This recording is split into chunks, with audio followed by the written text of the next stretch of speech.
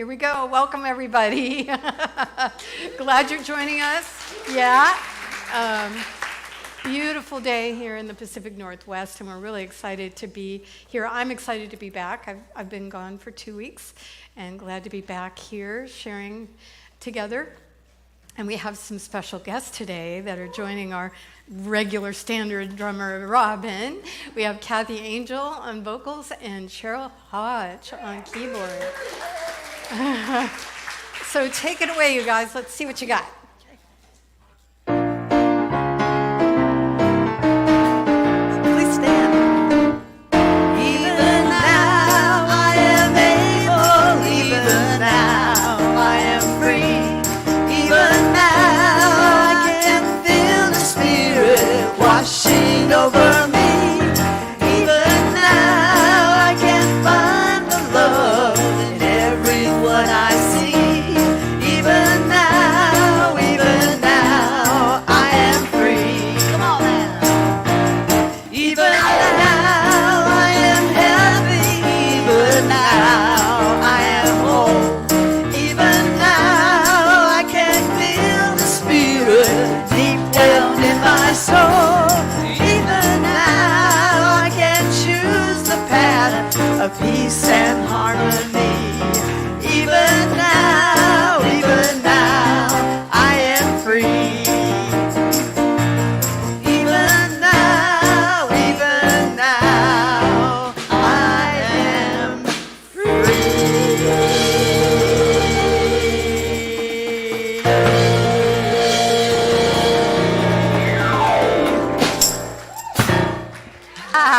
All right, everybody, take a moment to say hello to someone you don't know. And if you're joining us from home, say hello in the chat.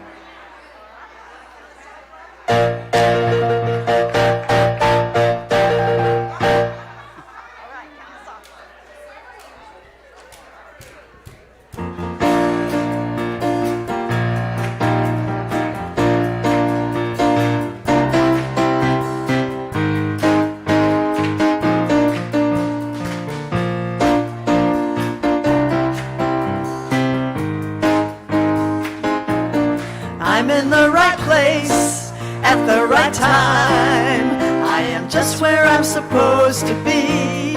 I'm in the right place at the right time. I am just where I'm supposed to be. I'm in the right place at the right time. I am just where I'm supposed to be. I'm in the right place at the right time. I am just where I'm supposed to be. Oh, my soul is welcome here. Oh, my soul is welcome here. I am getting the message loud and clear. My soul is welcome here.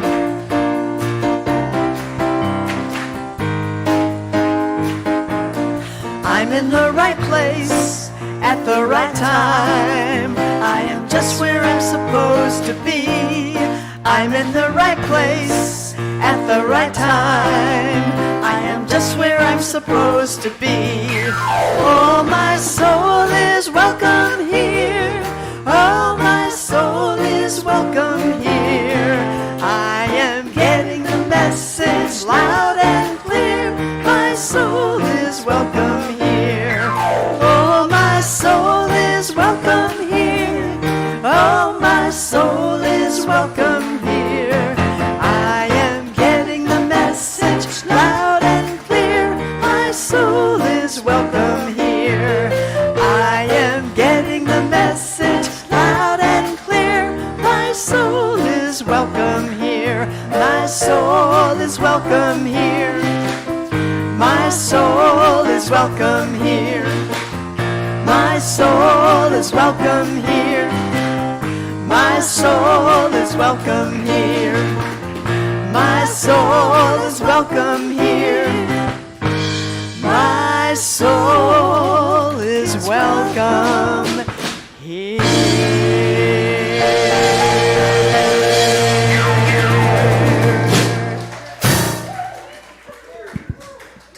Well, I want to give a shout out to our teachers who have come week after week with no children, and thank you for being here and being part of this.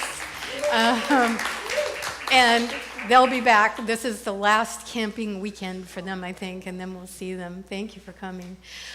So we can skip this little light of mine, and that means if the women who are at the retreat would please come forward and come on up on stage. Come on up, come on up. So for those of you who are like, what's this?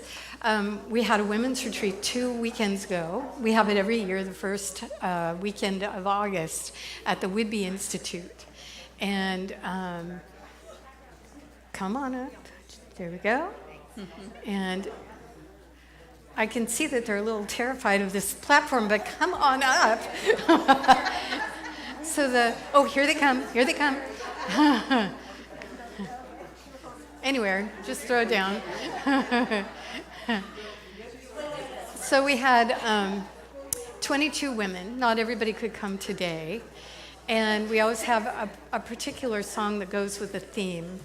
And this year we were working with Mary Oliver and some of her poetry, as well as looking deeply at the patterns that we have. So this is the song, and we're going to sing it to you. Everybody close to a song sheet? Okay, good. All right, Philip. And Gary, turn my mic off. Take me with you, I'm ready to go. Let the winds of change shape and blow. Now I am willing to see another part of me. Take me with you, I'm ready to go. Let the winds of change shape and blow. Now I am willing to see another part of me.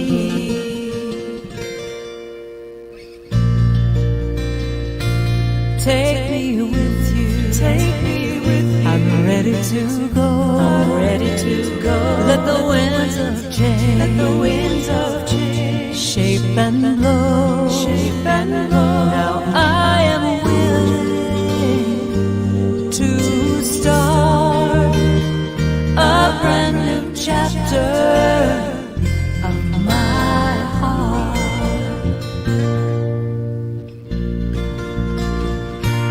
Take me with you, I'm ready to go. Let the winds of change shape and blow. Now I am willing to make a choice. This new path needs my voice. Take me with you, I'm ready to go. Let the winds of change shape and blow. Now I am willing to let go. I surrender, and I know I am willing to let go. I surrender.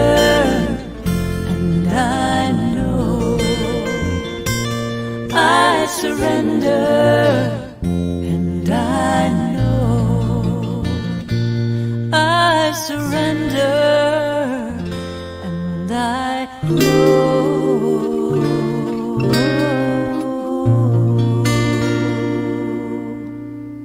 Yay!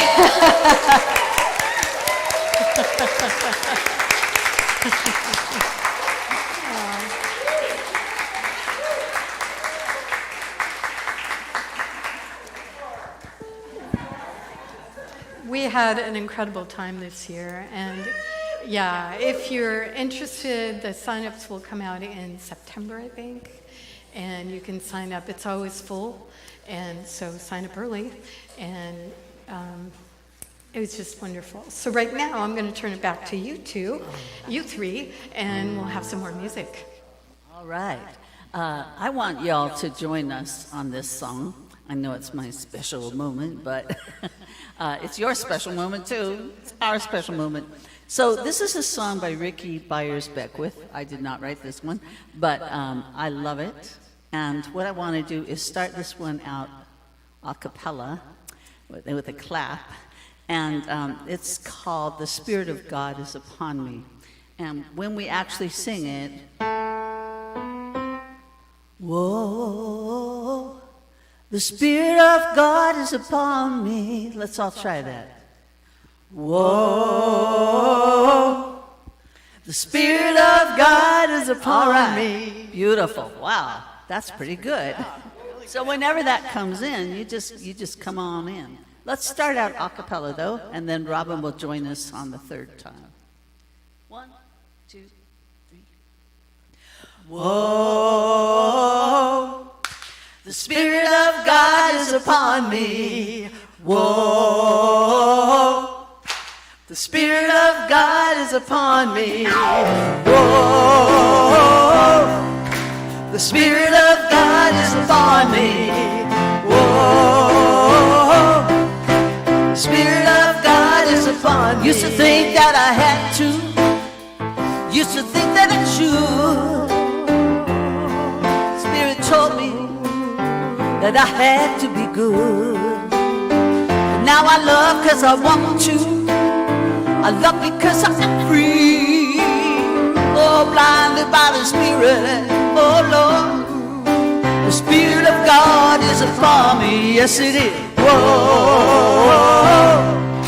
The Spirit of God is upon me. Whoa.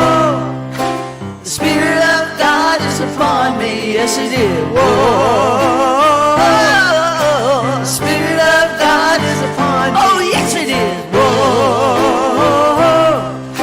The Spirit of God is upon me. I don't need any party. Don't need any law. I want to sing with all my heart. God is my all in all. I let go of my burden. Loving God has made me free. Oh, blinded by the Spirit. Oh, Lord. The Spirit of God is upon me. Yes, it is. Oh, the Spirit of God is upon me. Oh, yeah. Oh, the Spirit of God is upon me. Oh, the Spirit of God is upon me. Oh, yes, it is. Yes, it is. Yes, it is. Yes, the Spirit of God is upon me. I thought it was my duty. I thought it was my job. Somewhere I believed that loving God was hard. But loving God is a wonderful thing. Loving God is ecstasy. Oh, blinded by the Spirit. The Spirit of God is upon me. Yeah. Oh, the Spirit of God is upon me. The Spirit of God is upon me. The Spirit of God is upon me. Yes, it is. The Spirit of God is upon me. Oh, yeah.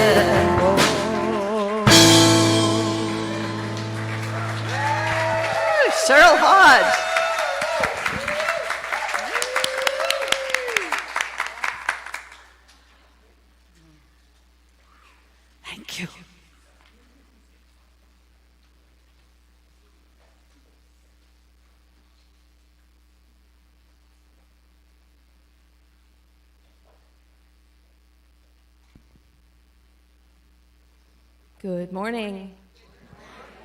As you can see, we're changing our order of service up a little bit. It's fun, isn't it? My name is Kat. I'll be your practitioner for today. And I'd like to welcome you all and invite you to join me in an opening prayer.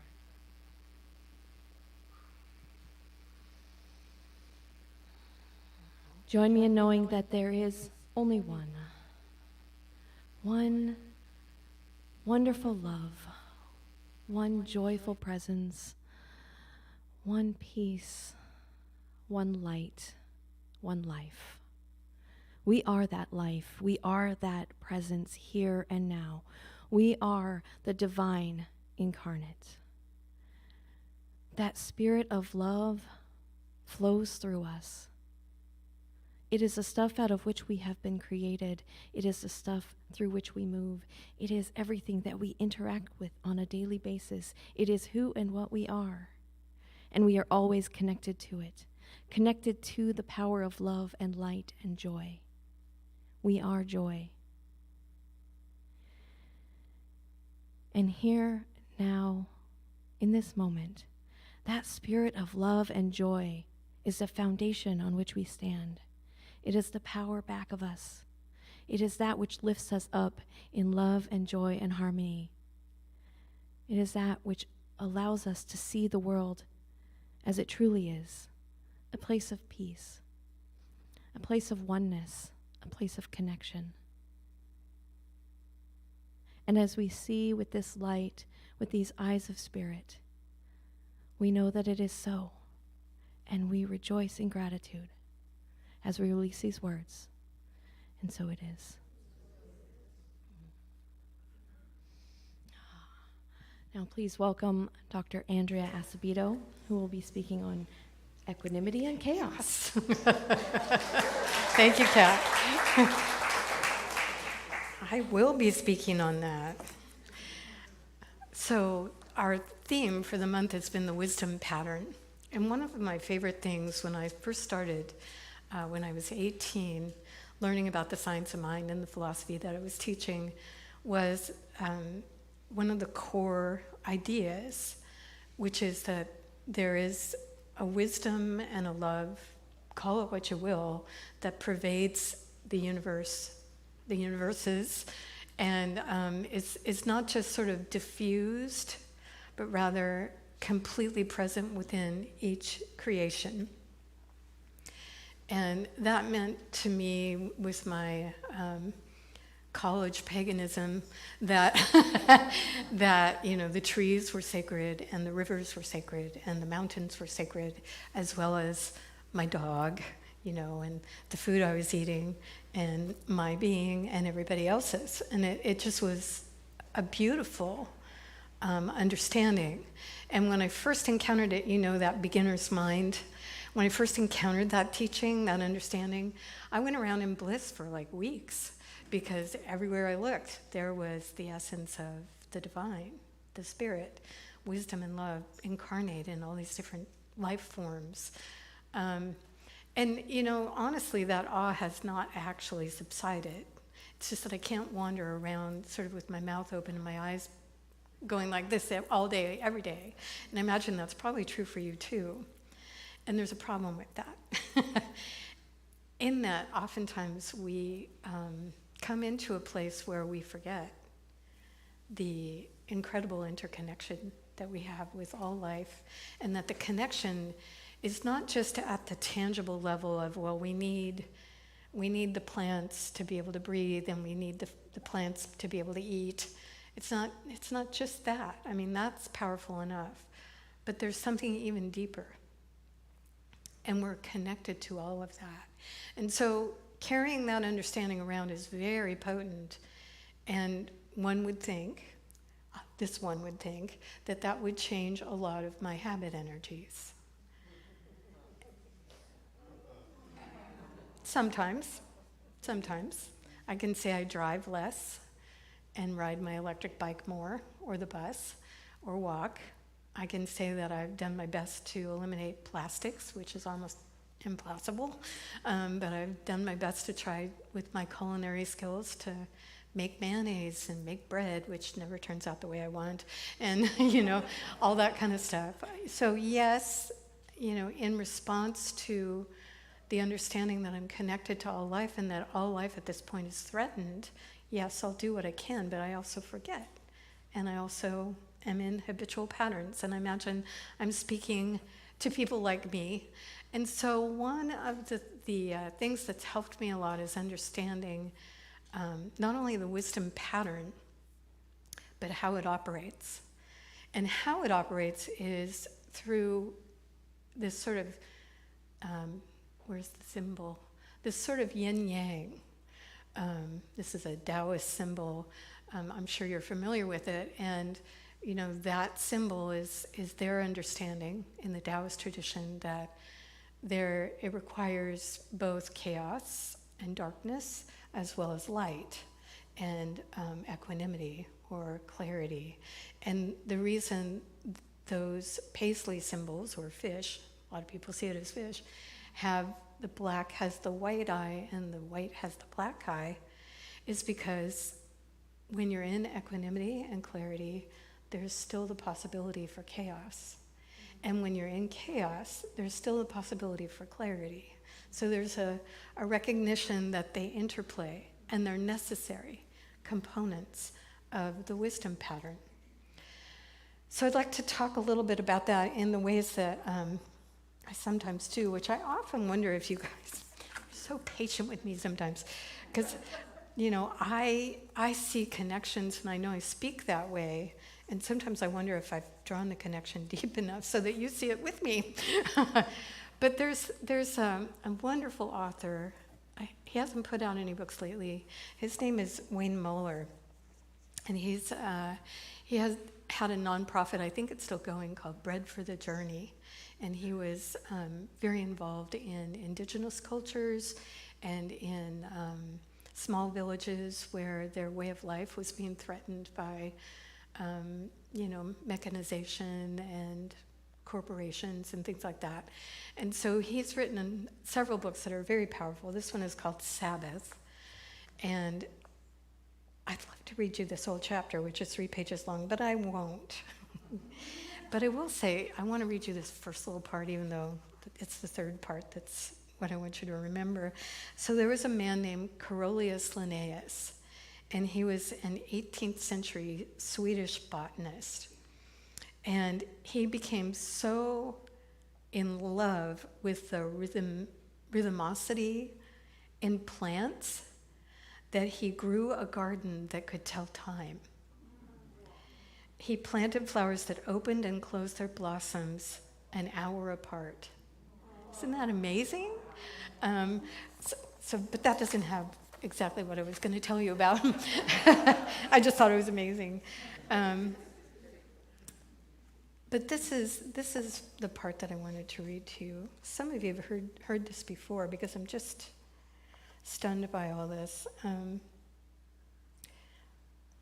Just as we can feel an inner pulse that is our survival, we also use it to find our way in the world.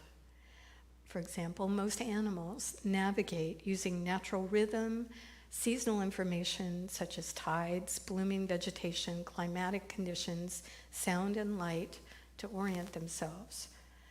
Using circadian rhythms, animals gauge the angle of the sun above the horizon and combine it with the timing of light and darkness to get an accurate sense of their position. Oyster shells open their shells when the moon is high. The chambered nautilus forms a new chamber in its spiraled shell every lunar month. Bees respond to the polarization of sunlight and orient themselves by the pattern it forms in a blue sky, even when the sun is behind the clouds. There is a hum that the earth makes. When seasonal winds pass over wave and mountain all across the earth and sea, a sound is born, a low frequency pulsation audible to migrating birds thousands of miles away. By listening to the music of the earth, birds find their way home. Many birds also possess an inner orientation to true north, When they fly at night, they use the patterns and movements of the stars to guide their flight. We too are blessed with these inner rhythms. They tell us where we are and where we're going. No matter then our 50 to 60 hour work weeks, the refusing to stop for lunch, the bypassing sleep and working deep into the darkness. If we stop, if we return to rest, our natural state reasserts itself every time. Our way, our natural wisdom and balance come to our aid, and we find what is good and necessary and true. I love that passage because I didn't know some of those things, first of all. But what I love about it is it's speaking to that wisdom pattern that's in all of life and has made its way into these incredible cycles of expression through the animal kingdom and the plant kingdom and us. And while it's easy for us to kind of look at the animals and the plants and sort of notice that pattern, it's not always that easy to see it in ourselves, is it? Especially because many of us received messages from the time we were very young that we didn't know.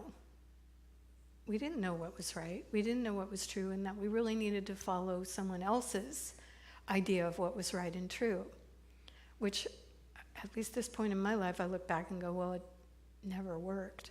You know, it was interesting to try to form into someone else's wisdom pattern, but eventually it was painful and difficult, and I had to find my own way.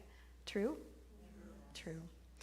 And so part of equanimity is the finding of our own wisdom pattern and the ability to live from that place. I was reading this thing the other day, and let's see if I can pull it up. It was by Nietzsche, who I have a mixed relationship with. And he said, let's see, those who were seen dancing were thought to be insane by those who could not hear the music. Right? And so for many of us, we were living our younger lives, and the people around us who were trying to tell us what the wisdom pattern was couldn't hear our music and didn't understand why we were dancing that way and kept saying, no, that's not it. But inside, it was like, yes, it is. I can hear it. I can feel it. I know. And so eventually, at least for people in our congregation, we didn't listen to them anymore. And we began to listen to our own truth and our own pattern and to try to understand where it was guiding us. So that sounds lovely, doesn't it? But there's that other part, the chaos part. And so the chaos part is interesting because the further I studied in the science mind teaching, I began to hear about this other part of the wisdom pattern, which was basically, if you don't listen, you will suffer. If you don't listen to your wisdom pattern and respond, you will suffer. And the way you will suffer is mostly self-generated. So let me remind you of a time in your life, like mine, where you were clearly receiving a message that you needed to, go a certain way, end a certain thing, start a certain thing. I don't know what it was for you. I've had all those. And often what I do with those is I try to ignore them, or at least I did. I'm doing better now, but in my early days, it was very inconvenient to be receiving the wisdom pattern that said, you need to change. You just need to change. You need to change. You can't keep doing this. You need to do this, or you need to stop doing that, or whatever. And that would happen, and I wouldn't listen, and then it would escalate. And I would start suffering because I wasn't listening, and something more was becoming evident that made the message even truer. You know what I'm saying? And I would still often be so stuck in my habitual ways of thinking and being and living that I would be like, no, that can't be right. And I would keep going, and then it would escalate again. And at that point, I was in chaos, right? I was in chaos because I was in full resistance to what I was being offered. And not really, the further it escalated, the less choice I had about responding. So eventually, I either responded out of pain, or I finally sort of woke up and went, oh, I need to do this. And where that really came true for me is I went to, have you heard of the Pioneers? No? Oh, look them up. Incredible gathering of these amazing people who are all on the leading edge of things, all sorts of things, mostly to do with climate and regenerating the earth and ourselves. So I was at a Pioneers convention, and they had this presenter who was presenting on biomimicry. And what that is it's a whole line of creation now where people are paying attention to how animals and plants do things much more efficiently than our creations have been. And then they take that information and try to make it into inventions that will work for sacred humans. The most familiar of those is Velcro. And Velcro was invented by a hiker who was hiking, I think he was in Switzerland or somewhere, and he was hiking through a meadow which looked scenic, but it had these thistles and burrs. And he had the long hiking socks on, and his socks were completely covered with those. And as he's pulling them off, he's a scientist, and he's pulling them off, realizing that the way they spread themselves and make more of themselves is they attach themselves and won't let go. And he invented Velcro. Imagine he's a billionaire by now. But that was one of the first biomimicry inventions that came. So now there's this whole field. So I was listening to this guy, and he was showing a video of insects in the Amazon. And the insects I'm still learning to love as sacred beings. So I was sort of grossed out, but they were, Amazonian insects, so they were all in this particular pattern. I don't even remember what it was exactly. And then all of a sudden, he caught it on film, they just turned into chaotic swarm, just chaos. And then just as suddenly, they reformed themselves into a different shape. And he explained that in order for them to survive, when they sense that a predator is near, they change their shape to make themselves look like something else. So they had gone from being this sort of insect cluster thing to this chaos thing to looking like a stick. They lined up and they looked like a stick so that the predator wouldn't necessarily know that they were there. And I was thinking, wow, because even then I was like, everything was a metaphor for spirituality for me. And so I was like, wow, where do we do that? How do we take chaos and turn it into something that's of a higher order, or use it as a threshold or a gateway? That's why I'm wearing this rune, gateway rune. How do we take what's chaotic and seems like not a great thing and turn it into something that leads us into a deeper wisdom pattern of our own being? Maybe it's a medical diagnosis that throws us into chaos. Maybe it's the loss of a job or a relationship that throws us into chaos. Maybe it's retirement that throws us into chaos. Maybe it's just life, and all of a sudden we find ourselves in chaos. That happens. How do we use that is my question, and has been for years, to be like the insects and turn ourselves into something that is even more knowing, more wise, more loving, more of who we are as a sacred human. And that question, is a great question. I bet you think I have an answer. I actually have more like pointers, because the answer would have to be your own. But one of my favorite Irish guys is John O'Donohue. And sadly, he died a number of years ago. But he's left us some of his incredible teachings. And he was He was a priest, and he was immersed in Celtic Christianity for decades, and then he decided to stop being a priest because he wanted to have householder life. But he carried all that wisdom and put it down in books.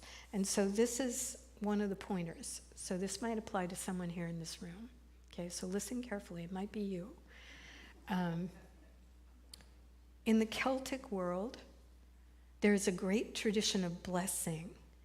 And because it was primarily an oral tradition, the blessings were learned by heart and handed down from one generation to the next. The Celtic mind had a refined sense of occasion, and there are blessings for every possible happening. But the word occasion now suggests a period of special time when something of significance unfolds. In Western culture, occasion now means merely a social event. Yet for the person who, now this is the pointer, right? Yet for the person who lives time consciously, there is a continuous undertow of possibility always at work. Accordingly, it is received and appreciated as continuous occasions for invitation. I don't know if that makes sense to you, but for me, that's my understanding of the world we're living in. Not just the world of the earth, but the inner world of spirit that we're part of. And in that, of course, there is no time and space. It's a gentleman's agreement we agreed on just to try to figure out where we could meet each other at the same time. So in that spirit world, that world of allness, there is an undertow of possible realities happening all the time. It's flowing all the time for each of us individually, not just sort of in a generic way, but for you and for me. And so it's refined in terms of your wisdom pattern and what possibilities you could follow to become more and more of who you really are and what you really want to be doing here. For me, this is one of the pointers to taking chaos and moving it into the realm of possibility. What's opening here? What is the opportunity? Now, a lot of people would like to take that and go, well, if I understand that, then I won't die. Let's say it's a medical diagnosis that has a really severe consequence. And I'm sorry. To spirit, death is nothing. And so, no, it doesn't necessarily mean you won't die. But what it does mean is that on the way to your next transformation into a different body, you will have this possibility unfolding you. So, I don't know. For me, that's really, really important. And yet it's hard to talk about because it's so individual to all of us. And yet it's there. So how do we access that undertow of possible? And that's where you hear me time and again, like your old grandma saying the same thing over and over and over, telling the same story. Here's the same story. You ready? Do your spiritual practice. Do your spiritual practice. Why do I keep saying that? Because spiritual practices, it actually doesn't matter which one. It does matter that you do one consistently, though. When we do those, it's almost like we're diving in or going into that undertow of possibility. It's like it prepares the way for us to stop and be present enough to hear the wisdom, to hear what's trying to guide us, to lead us, to open us, to bring us into a different place, to make us from a clump to a stick, It's that. And I haven't found another way really to access that on a regular basis without doing some sort of practice. Now, if you're new, you need to know that when I say any practice will do, I mean that. So if forest bathing is your practice, that's fabulous. It's a practice when you're doing it that way. It's not the same as walking through the wood thinking about your job, right? So there's an intentionality to practice. no matter what you choose, that brings you into the present moment and stops your mind from being busy with the habitual stuff. And that's the key. Is, I started this talk by saying, if you're like me, habits can sometimes get in the way of wisdom, seeking to operate. So practice allows us to stop, to have the mind kind of in a different space where it knows how to, as Pema Chodron so beautifully says, knows how to be like a puppy that's been trained to pee on a pad. So when the mind starts to go off, you say, stay. It goes up again, no, stay. Until finally the mind goes, okay, fine.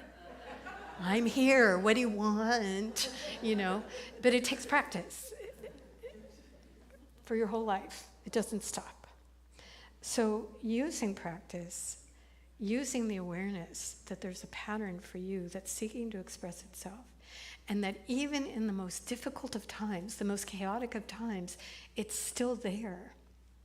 And it's working with whatever has presented itself in your reality, allows this incredible equanimity to start showing up. What is equanimity? Well, the easy answer would be peace, but peace actually isn't easy. Have you noticed?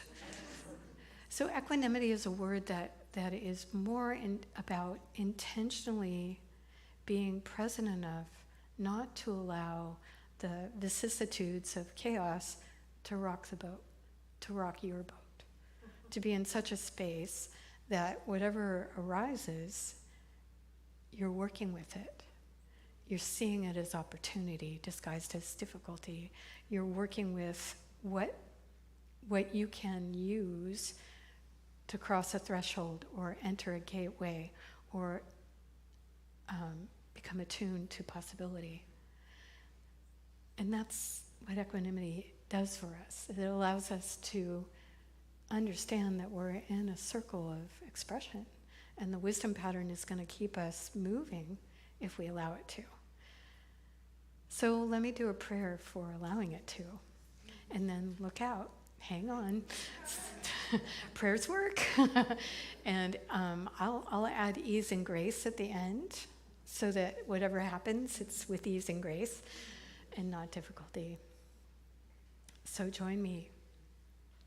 Join me in an awareness that below the surface of our habitual expression as sacred humans, we are connected to something that is profound and wise and love in its deepest expression. It literally has brought us into being, created us, and continues to move in us, through us, and as us all the time.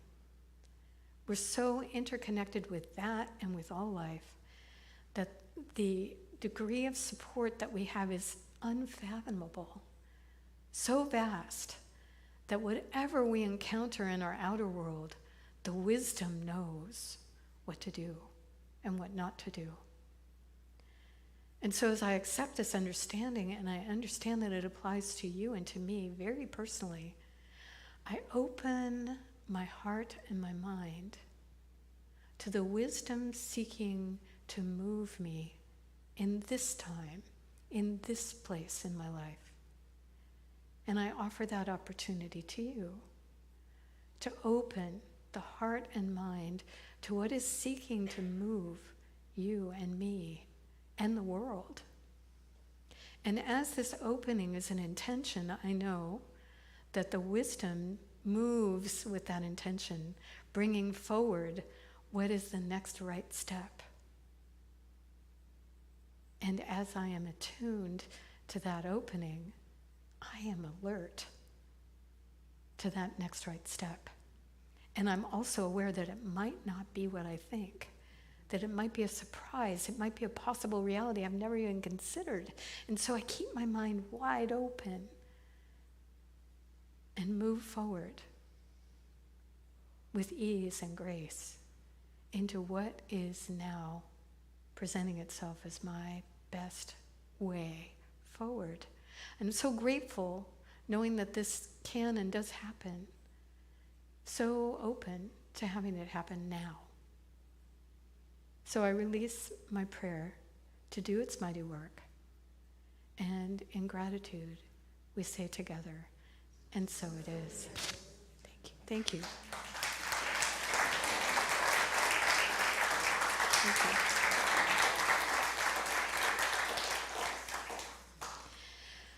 you. Okay, so I'm going to invite the ushers to prepare for the offertory and thank them for their timing. They time me. They hold up cards.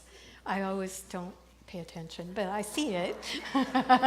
And so thank you for your generous donations to our center. We really appreciate anything and everything you give, not only in money, but in all the ways you give, your attendance, your love, your volunteering. So let's have some music. 2, 3. Thank you, Andrea. I just want to thank you For all you give to me. I just want to thank you. Your love has set me Join me. free. I just want to thank you For all you give to me. I just want to thank you. Your love has set me free. I just want to thank you for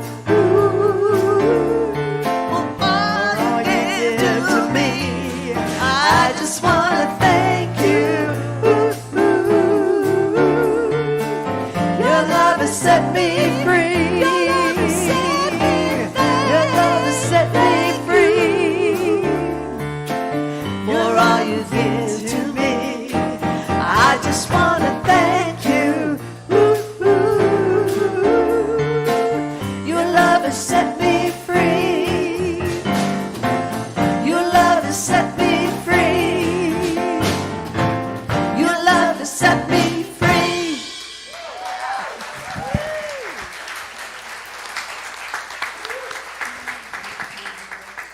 I have a policy that when we have someone that's presenting, I always have them come up first because I remember how nervous I was when I was doing things like this for the first time. So this is Sarah. You may know Sarah. Welcome her to the stage. Sarah is going to tell you about a program that she is involved with. You may have seen the display out front, and she has a particular ask. Hello, can you hear me? All right, I'm practicing on you guys first because I get all nervous in front of big crowds, and you're my first big crowd, so consider yourself my fan club. My name is Sarah Aroldi. I just got hired as a new program manager for a program called Roots of Empathy. Thank you. And it's a program that started in Toronto, Canada, 25 years ago, and it's in 25 countries it's in 12 countries around the world right now in 7 different languages. And what happens is they bring a baby into grade school classrooms to be the tiny teacher. So I got to show you just a second.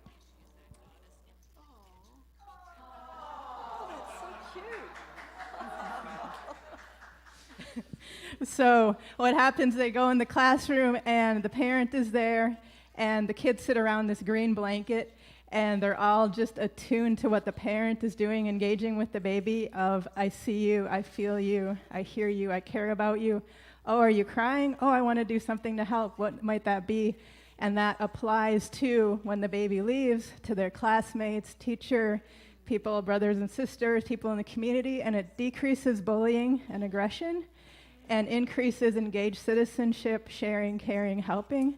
And studies over the last 20 years, independent studies over the last 20 years in 12 different countries has shown that universal language, that empathy, does that long-term decrease of bullying and aggression and also increase perspective taking. So if we're thinking about let love be our legacy, looking at how can we have that perspective of love. And when babies first come into the world, they primarily see in black and white, all contrasting colors, and then as they grow, turns to color and mirroring and seeing. And that's really what we're looking at with the kids in the grade school classroom. So Philip, if you can do a brief video, it's 1.5 minutes to show you. It's narrated by the founder of Roots of Empathy. Her name is Mary Gordon. She has a book called Roots of Empathy, if you want to look it up, Changing the World Child by Child. So Philip, if you want to cue that up. Babies are 100% accepting and they don't judge. We know that babies love people regardless of how they behave. Their superpower is that they can make you love them.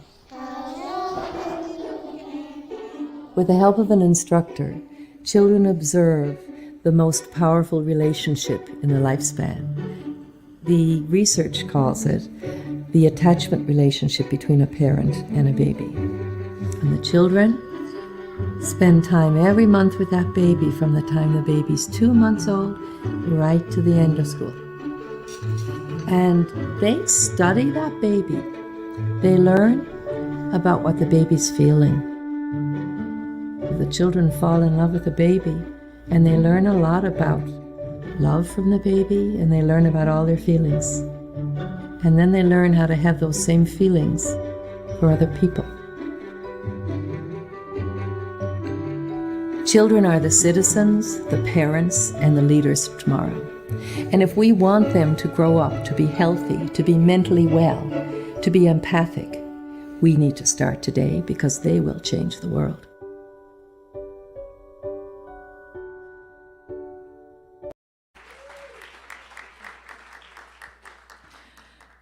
So yeah, cuteness all around. And what we're looking at, we got funding in Bellingham to start this year in the fall in elementary schools. And the funding is actually for 3 years, so we're looking at starting up more into Whatcom County over the next 2 years as well. So while we're working with the Bellingham schools on which schools and how to equitably offer this, we have 15 different funding for 15 different classrooms. We're also looking at who has babies coming who want to be involved with a parent. So any family system, any diversity of babies, welcome. And we're looking for 15 different parent-baby combinations. And really the benefit to the parent and the baby is that welcome into community, especially after COVID, with all those kids sitting around, social, distance as much as the parent needs, but really I see you, I feel you, are so glad you're here. It's been in Seattle schools for 15 years and Shoreline for 13 years. Their first baby was a baby from Somalia 13 years ago, and her welcome to community was a Roots of Empathy baby, where that community just surrounded her and her family. And then 5 years later, she's in kindergarten, she walks in, and she sees the pictures of her on the wall, and she goes, "That's from when I was a teacher here." So we're looking for babies 2 to 4 months old at the end of October. And then we're also looking for people who might want to be a volunteer instructor to deliver the curriculum, and it's the same instructor plus parent-baby plus teacher in classroom for the whole school year, so everybody gets to fall in love over time. And the baby and parent come once per month through the school year, and the instructor does a pre-lesson, makes some predictions, and then the lesson with the baby, and then the post-lesson where there's art and music and literature where the kids apply it to how does this matter in your life outside the room with the baby. I'm going to be tabling, and on your way out, if people want to stop by the table, talk to me more, there's also places to take pictures of the QR code or take a flyer if you don't have the fancy QR code thing. So there you go. Thank you for your time. Appreciate you.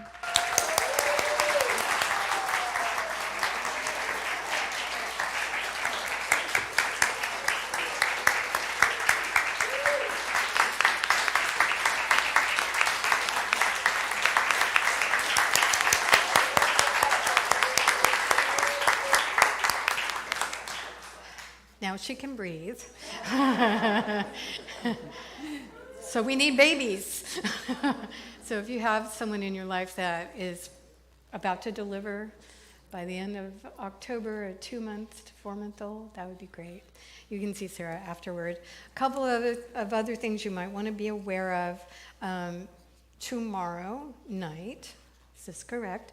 We have Conversations in Consciousness, which is a Zoom 1-hour group that comes together. It's led by Kalish Leviel right there. So raise your hand, Kalish. And if you have questions, you can ask her about it. But she brings a question for conversation, and then we get to talk to one another. And it's a real opportunity to share and get to know one another, and also kind of involve ourselves in some interesting spiritual ideas. So you're welcome to do that. The Zoom link is on the CSL Bellingham website, and you can access it there, right? No? Okay, talk to Kalish after the service. We also had a wonderful dinner that I missed last night that was put on by Rana and Kathy. And how many of you got to go to that?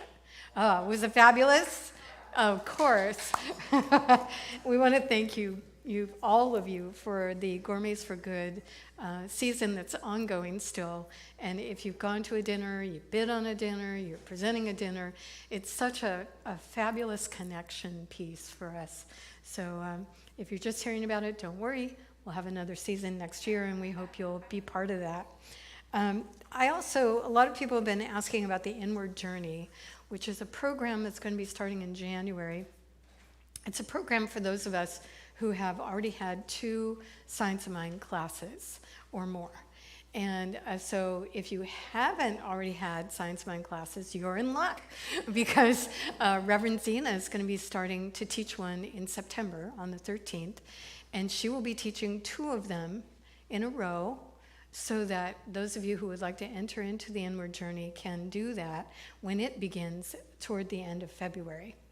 So it's an opportunity to do a curriculum in a different way than we usually do here.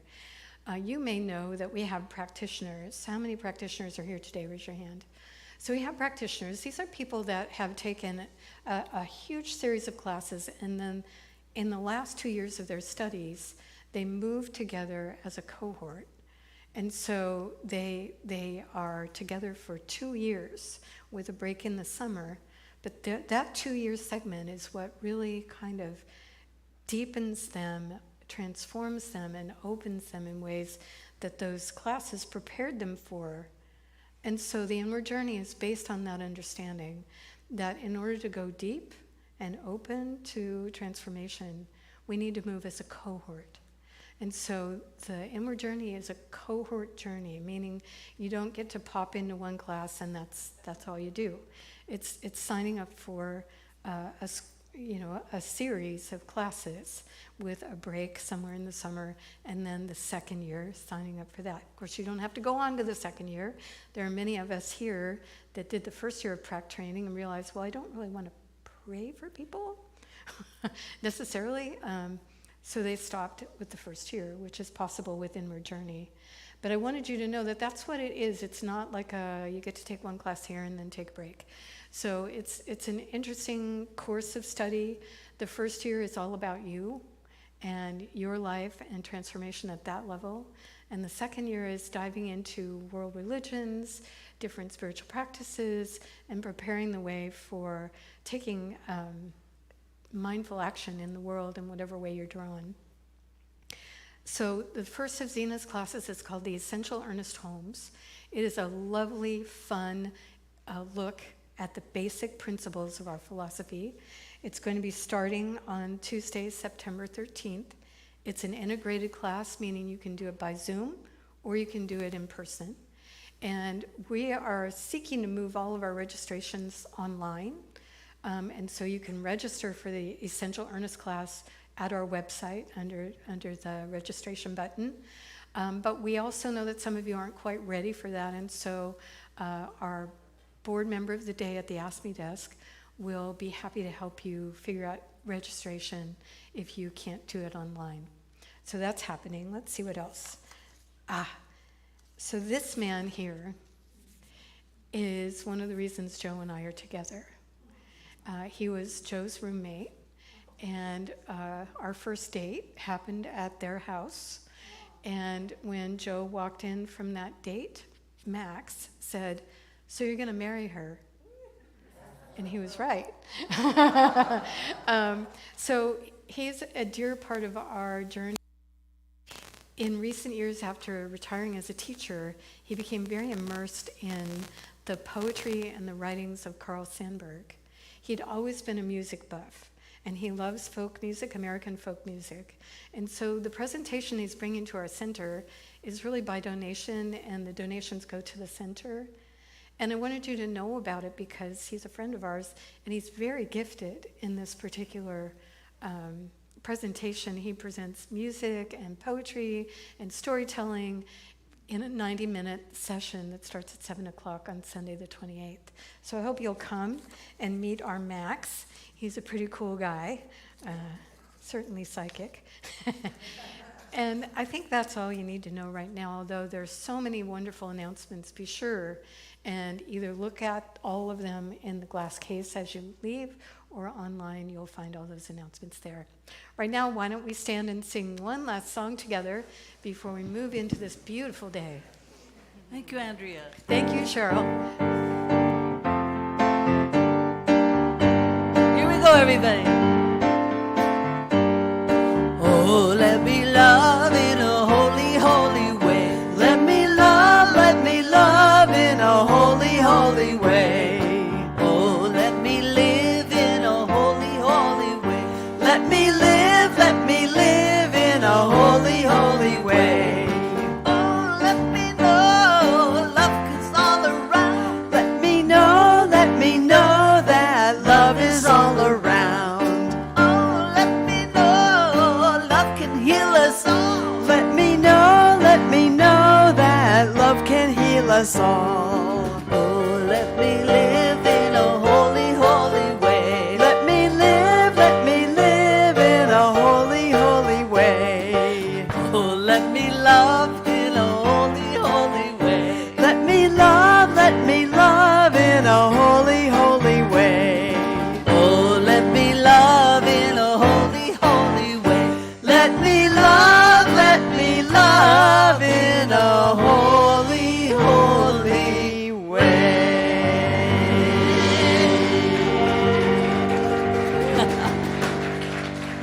Have a great week, everybody.